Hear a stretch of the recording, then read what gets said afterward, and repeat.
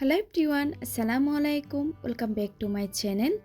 আজকের এপিসোডে আমি আপনাদের সাথে শেয়ার করব ১.৫ পাউন্ড একটা খুবই মজাদার কেকের রেসিপি। আজকের রেসিপিতে থাকছে কেকের বেস, কেক ডেকোরেশন, আরও থাকবে অনেকগুলো টিপস যারা নতুন কাজ করছেন তাদের অনেক কাজে আসবে। চলুন তাহলে রেসিপিটি দেখে নেওয়া যাক। প্রথমে আমি শুকনো উপকরণগুলো চেলে নিব। তার জন্য একটা চাকনিতে 2/3 কাপ পরিমাণ ময়দা নিয়ে নিচ্ছি।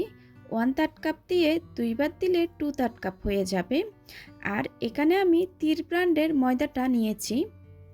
2 টেবিল চামচ পরিমাণ কর্নফ্লাওয়ার দিয়ে দিলাম। আচ্ছা, কর্নফ্লাওয়ারটা কেন দেওয়া হয় এটা আমি পরে বলছি। 1 চা চামচ পরিমাণ বেকিং পাউডার দিয়ে দিয়েছি, 1/4 টিস্পুন পরিমাণ লবণ। এবার শুকনো উপকরণগুলো খুব ভালো মতো করে ছেলে নিব। শুকনো উপকরণগুলো চেলে নেওয়া হয়ে গেলে একটা হ্যান্ড হুইক্সের সাহায্যে শুকনো উপকরণগুলো খুব ভালো মতো করে মিশিয়ে নিচ্ছি। এটা কিন্তু খুবই ইম্পর্ট্যান্ট, শুকনো উপকরণগুলো খুব ভালো মতো করে মিশিয়ে নিতে হবে। শুকনো উপকরণগুলো মিশিয়ে নেওয়া হয়ে গেলে এক পাশে ঢেকে রেখে দিব।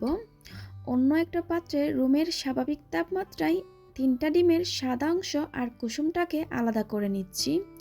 ডিমগুলো ফ্রিজে থাকলে 1 ঘন্টা আগে ফ্রিজ থেকে বের করে রাখবেন। সাদা অংশে যেন কুসুমটা একদমই না পড়ে, এটা কিন্তু খেয়াল রাখতে হবে। আমি এখানে কুসুমটা এক পাশে রেখে দিচ্ছি। এবার সাদা অংশে আমি 1/2 চা চামচ পরিমাণ হোয়াইট ভিনিগার দিয়ে দিলাম। আপনাদের হাতের কাছে হোয়াইট ভিনিগার না থাকলে 1/2 চা চামচ লেবুর রস দিয়ে দিবেন। এবার সাদা অংশে আমি 1/3 কাপ পরিমাণ চিনি দিয়ে দিচ্ছি। 1/3 কাপ চিনিটাকে আমি 2 বার করে দিব। এখানে আমি 2/3 কাপ পরিমাণ চিনি ব্যবহার করব। আমি 1/3 কাপ চিনিকে অল্প অল্প দিয়ে বিট করে নিচ্ছি। আপনারা কিন্তু স্ক্রিনে দেখতে পাচ্ছেন আমি কিভাবে করে বিট করে নিচ্ছি। আর ইলেকট্রিক বিটারের স্পিড থাকবে শুরু থেকে শেষ অবধি পর্যন্ত মিডিয়ামে। আবারও আমি 1/3 কাপ পরিমাণ চিনি নিয়ে নিয়েছি।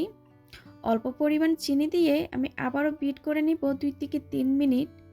অনেকে বলে থাকেন চিনিটা কিন্তু আস্ত থেকে যায়, তারা চাইলে এভাবে করে চিনিটা অ্যাড করতে পারেন, তখন কিন্তু সম্পূর্ণ চিনিটুকু গলে যাবে। একসাথে যদি চিনিটা দিয়ে বিট করেন অনেক সময় চিনিটা গলতে সময় লাগে, ডিমের ফোমটা কিন্তু তাড়াতাড়ি হয়ে যায়। আপনারা চাইলে এভাবে করে বিট করে নিতে পারেন। আর আমার বিটারের স্পিড কিন্তু 6-এ আছে, আমি 2-এ দিয়ে সবসময় বিট করি। ডিমের ফোমটা কিন্তু হয়ে এসেছে। যখন এরকম সাদা ফোমে হয়ে আসবে তখন বিটারটা অফ করে দিতে হবে। এবার দিয়ে দিচ্ছি ডিমের কুসুম। এটা আমি অরেঞ্জ কেক তৈরি করব, তার জন্য এখানে আমি 1 চা চামচ পরিমাণ অরেঞ্জ ইমালশন দিয়ে নিলাম। আমি আজকে কোনো ধরনের ফুড কালার ব্যবহার করব না, আপনারা চাইলে কয়েক ফোঁটা ফুড কালার দিয়ে দিতে পারেন। 2 চা চামচ পরিমাণ রান্নার রেগুলার তেল দিয়ে দিলাম। আবারও বিট করে নিয়েছি 10 থেকে 15 সেকেন্ড পর্যন্ত। বিট করা হয়ে গেলে আমি বিটারটা সরিয়ে নিয়ে এবার শুকনো উপকরণগুলো দিয়ে নিব। আমি আরেকবার চেলে দিয়ে নিচ্ছি। এবার এরকম একটা হ্যান্ড হুইক্সের সাহায্যে আলতো হাতে ফোল্ড করে করে শুকনো উপকরণগুলো মিশিয়ে নিচ্ছি। এবার বলি কর্নফ্লাওয়ারটা কেন দেওয়া হয়। সাধারণত আমাদের দেশে যেসব ময়দা পাওয়া যায় সেগুলো অনেক বেশি স্ট্রং হয়ে থাকে, কেক বানালে কেক শক্ত হয়ে যায়, তাই আমরা ময়দাটাকে উইক করার জন্য কর্নফ্লাওয়ার ব্যবহার করে থাকি। আশা করি আপনারা বুঝতে পেরেছেন। আবারও আমি শুকনো উপকরণগুলো দিয়ে নিয়েছি। প্রথম ধাপে শুকনো উপকরণগুলো খুব ভালো মতো করে মিশে গেলে আমি দ্বিতীয় ধাপে শুকনো উপকরণগুলো অ্যাড করে দিয়েছি। আর এরকম একটা হ্যান্ড হুইক্সের সাহায্যে খুব ভালো মতো করে মিশিয়ে নিতে হবে। অনেক সময় ব্যাটারে কিন্তু দুধ প্রয়োজন হয়, আমার এই ব্যাটারে কিন্তু কোনো ধরনের দুধ প্রয়োজন হয় নাই। এটা কিন্তু অবশ্যই ডিপেন্ড করে ডিমের সাইজ অনুযায়ী, অনেক সময় ডিমটা ছোট হয় আবার বড়। আর ব্যাটারের ঘনত্ব কীরকম হবে আমি দেখিয়ে দিচ্ছি, ঠিক এরকমই হবে। এবার 7 ইঞ্চি মোল্ডে সম্পূর্ণ ব্যাটারটা ঢেলে নিয়ে আমি একটু ট্যাপ করে ওভেনে বেক করে নিব 160 ডিগ্রিতে 25 থেকে 30 মিনিটের জন্য। 30 মিনিট পর কেকটা আমি ওভেন থেকে বের করে নিয়েছি। এবার কেকটা পুরোপুরি ঠান্ডা হয়ে যাওয়ার পর মোল্ড থেকে আমি ছাড়িয়ে নিব। দেখে বুঝতে পারছেন কেকটা কিন্তু কতটা সফট হয়েছে। এবার একটা ব্রেড নাইফ দিয়ে আমি 3টা লেয়ারে কেকটা স্লাইস করে নিচ্ছি। আপনারা চাইলে এই কেকটা 4টা লেয়ারও ভাগ করে নিতে পারেন। আমি আজকে 3টা লেয়ারে ভাগ করে নিব। দেখুন কেকটা কতটা সফট হয়েছে, দেখে কিন্তু বুঝতে পারছেন। আপনারা চাইলে এই কেকটা চুলায়ও বেক করে নিতে পারেন। আমার চ্যানেলে কিন্তু অনেকগুলা কেকের রেসিপি আছে। আপনারা চাইলে সেখান থেকে চুলায় কিভাবে বেক করে দেখে নিতে পারেন। এবার আমি বোর্ডে সামান্য পরিমাণ ক্রিম দিয়ে একটা কেকের লেয়ার বসিয়ে দিচ্ছি। একটু চেপে দিব যাতে করে কেকটা নড়ে চড়ে না যায়। এবার একটা ব্রাশের সাহায্যে সুগার সিরাপ ব্রাশ করে দিচ্ছি। আমি সুগার সিরাপ হিসাবে দুধ ব্যবহার করছি।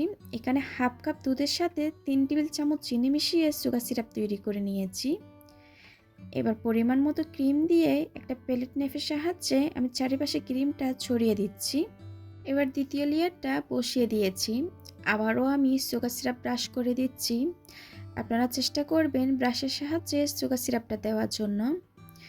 আবারও আমি ক্রিম দিয়ে প্যালেট নাইফের সাহায্যে চারিপাশে দিয়ে দিব। ক্রিমটা আপনারা আপনাদের টেস্ট অনুযায়ী বুঝে দিবেন, কম বেশি করে নিতে পারেন। আবারও আমি তৃতীয় লেয়ারটা বসিয়ে দিচ্ছি, আর আমি সব সময় নিচের লেয়ারটা উপরে দিই। আবারও সুগার সিরাপ ব্রাশ করে নিচ্ছি। আপনারা চাইলে সুগার সিরাপটা পানি দিয়েও তৈরি করে নিতে পারেন। এবার কেকটাকে আমি খুব ভালো মতো করে ক্রাম কোটিং করে নিব। ক্রাম কোটিংটা করে নিলে কিন্তু পরবর্তী যখন আপনারা কভার করবেন কেকটা, তখন কিন্তু স্মুথ একটা ফিনিশিং আসবে। তখন কিন্তু উপরে ক্রামগুলো উঠে আসবে না। খুব ভালো মতো করে ক্রাম কোটিংটা হয়ে গেলে আমি ফ্রিজে রেখে দিব। ক্রিমটা যেন সেট হয়ে যায় আধা ঘন্টার জন্য। আপনাদের হাতের কাছে কম সময় থাকলে 10 মিনিটের জন্য রেখে দিবেন। আধা ঘন্টা পর কেকটাকে আমি ফ্রিজ থেকে আবারও বের করে নিয়েছি। এবার আমি মোটা করে ক্রিম দিয়ে দিব।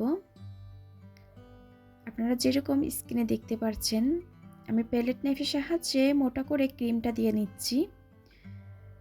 সাইডে যখন খুব ভালো মতো করে ক্রিম দেওয়া হয়ে যাবে, আমি উপরও ক্রিমটা দিয়ে দিব।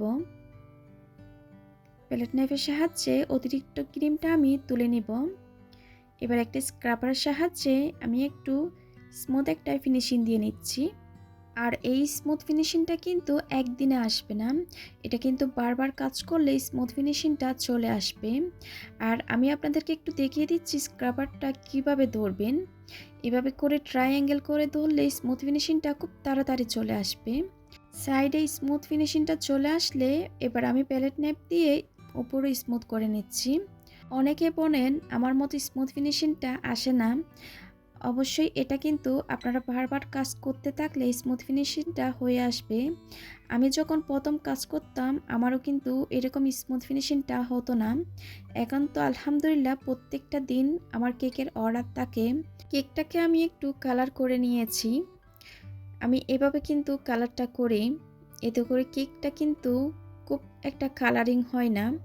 এবার প্যালেট নাইফ দিয়ে আমি কিছু পাতা করে নিচ্ছি, ঠিক যেরকম আপনারা স্ক্রিনে দেখতে পাচ্ছেন।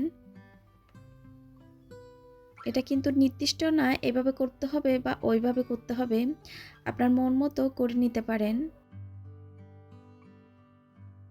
পাতা দেওয়া হয়ে গেলে আমি পাইপিং ব্যাগে কিছুটা সাদা ক্রিম নিয়ে নিয়েছি।